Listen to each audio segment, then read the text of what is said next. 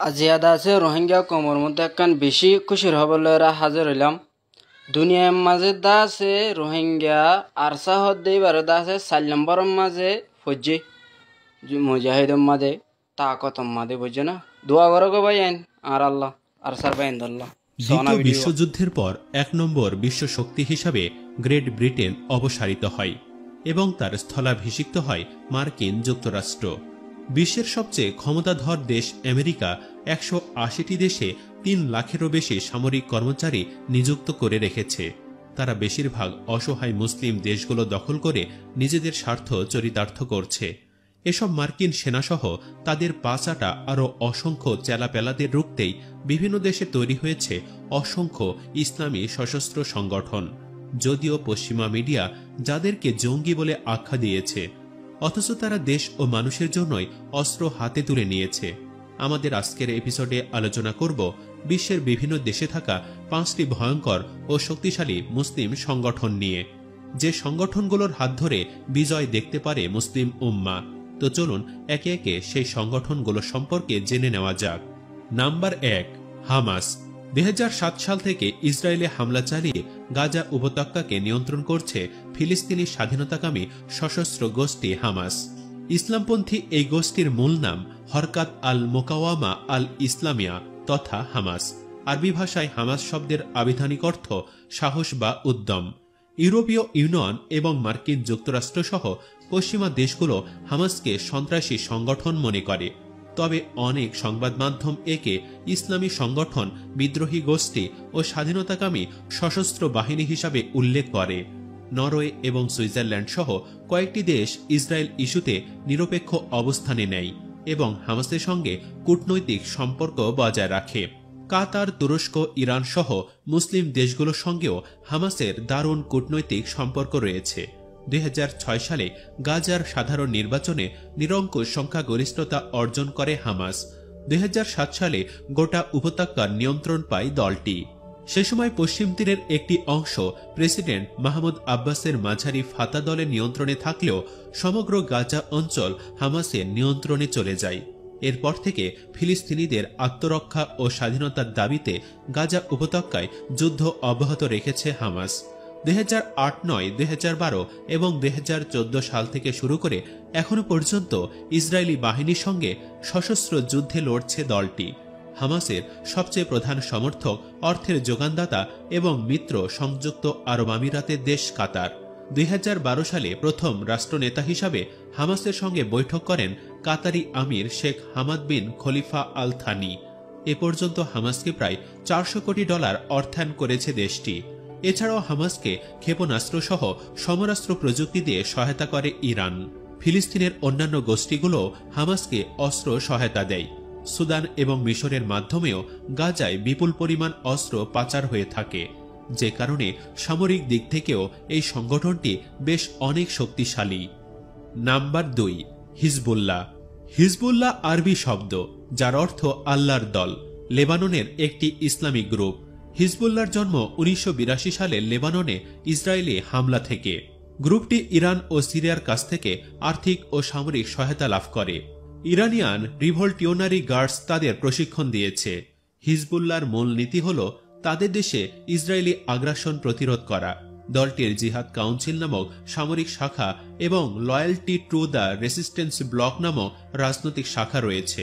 ১৯৮২ সালে ইরানের বিপ্লবী গার্ড প্রতিরক্ষা বাহিনী লেবাননে শিয়াপন্থী হিজবুল্লাহকে সংগঠিত করে। তারপর থেকে এ গোষ্ঠী আমেরিকা ও ইসরায়েলের বিরুদ্ধে লড়াই চালিয়ে আসছে। ১৯৮৩ সালে আত্মঘাতী বোমা হামলা চালিয়ে লেবাননের বৈরুতে মার্কিন সামুদ্রিক সদর দপ্তর ধ্বংস করে হিজবুল্লাহ। ওই হামলায় ২৪১ কর্মকর্তা নিহত হন। একই বছর মার্কিন দূতাবাসেও আত্মঘাতী হামলা চালায় তারা। পরে ওই বছরই লেবানন থেকে মার্কিন সেনা সরিয়ে নেওয়া হয়।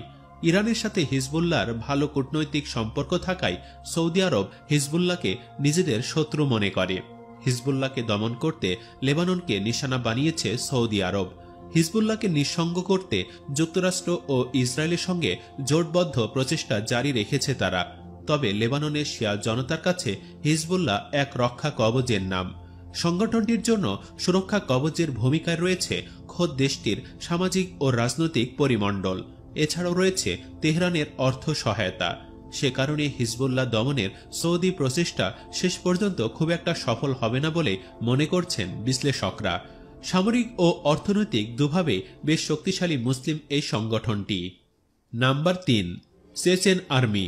রাশিয়া এবং ইউক্রেনের মধ্যে যখন তুমুল যুদ্ধ শুরু হয় তখন দেখা গিয়েছিল আল্লাহু আকবার ধ্বনিতে রাশিয়ার পক্ষে যুদ্ধে নেমেছে একদল দুর্ধর্ষ বাহিনী। এদের নাম চেচেন আর্মি। সারা দুনিয়া যাদেরকে পৃথিবীর সবচেয়ে ধ্বংসাত্মক বাহিনী নামে জেনে থাকে, এদের সবাই ইসলাম ধর্মাবলম্বী। পশ্চিমারা তাদের শয়তানি যোদ্ধা বা শিকারীও বলে থাকে। অন্যদিকে পুতিন এবং মুসলিম বিশ্বের কাছে তারা সত্যিকারের নায়ক। বলা হয়ে থাকে তারা কোনো যুদ্ধনীতি মানে না, তারা যুদ্ধে যায় ধ্বংস করার জন্য। অনেকেই বিশ্বাস করে একজন চেচেন যোদ্ধা 10 জন রাশিয়ান সেনার সমান। শুধু ইউক্রেন নয়, সারা বিশ্বের মাথা ব্যথার কারণ এই চেচেন যোদ্ধারা। বিগত 12 বছরে রাশিয়া যে কোনো যুদ্ধে হারেনি, তার অন্যতম কারণ এই মুসলিম যোদ্ধারা। সিরিয়াতে আমেরিকাকে পাত্তা না দিয়ে রাশিয়া হামলা করেছে শোনা গেলেও মাঠে জয় এনে দিয়েছিল এই চেচেন যোদ্ধারাই। এই আর্মির প্রধানকে ধরা হয় বর্তমান বিশ্বের সবচেয়ে ভয়াবহ যুদ্ধের রাজা হিসাবে। তবে তাদের নিয়ে সমালোচনাও আছে। তারা মুসলিম হয়েও রাশিয়ার নোংরা রাজনীতির শিকার হয়ে মুসলিমদের বিরুদ্ধে অস্ত্র ধরে বলে গুঞ্জন রয়েছে, যদিও কতটা সত্যি জানা যায়নি।